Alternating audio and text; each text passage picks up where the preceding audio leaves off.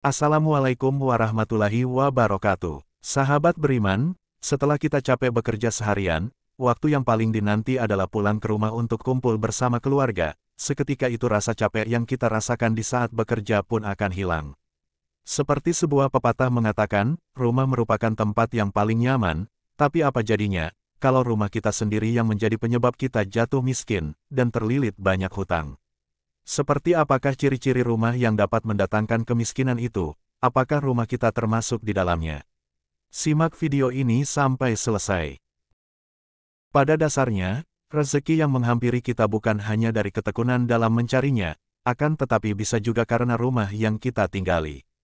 Semakin berkah rumah kita, maka akan semakin lancar rezeki yang kita dapat.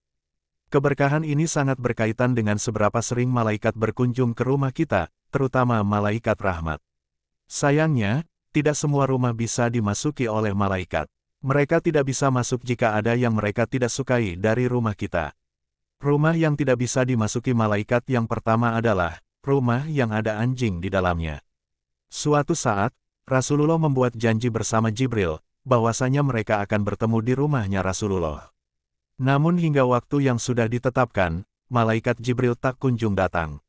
Tatkala Rasulullah menoleh, ternyata ada seekor anak anjing di bawah tempat tidur beliau.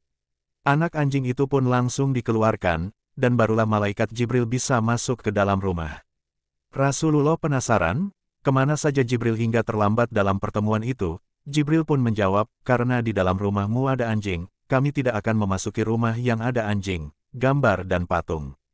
Yang kedua, malaikat tidak bisa masuk ke dalam rumah yang di dalamnya terdapat gambar dan patung.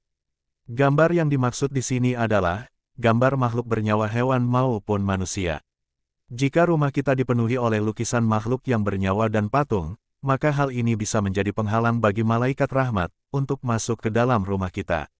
Imam Nawawi mengatakan, penyebab terhalangnya para malaikat untuk masuk ke dalam rumah yang di dalamnya ada gambar adalah karena membuat dan menyimpan gambar merupakan perbuatan maksiat, perbuatan keji dan menandingi ciptaan Allah, serta di antar gambar itu, ada yang diibadahi selain ibadah kepada Allah. Maka dari itu, jika ingin memajang lukisan, disarankan objeknya berupa pohon atau sesuatu yang tidak bernyawa, agar malaikat tetap bisa masuk ke dalam rumah kita. Bukan hanya itu, malaikat juga menyukai rumah yang selalu dilantunkan ayat-ayat suci Al-Quran, dikumandangkan azan, dan juga diperdengarkan sholawat kepada Rasulullah. Namun, apabila rumah yang di dalamnya justru dihiasi oleh suara-suara syaitan, malaikat pun enggan untuk masuk ke dalam rumah tersebut. Hal ini merujuk kepada suara-suara nyanyian, atau musik yang bisa mengundang maksiat dan juga dosa. Allah telah berfirman dalam Al-Quran Surat Al-Isra ayat 64, tentang syaitan dengan segala tipu dayanya terhadap manusia. Ibnu Abbas menerangkan tentang ayat ini bahwa, suara syaitan adalah lagu, seruling, dan perkataan yang sia-sia. Pendapat ini juga menegaskan bahwa, apabila rumah yang berisi pertengkaran, ucapan kotor, dan juga makian, maka rumah tersebut termasuk rumah yang dihiasi oleh suara syaitan. Malaikat juga menyukai aroma yang harum, dan merasa terganggu dengan bau busuk.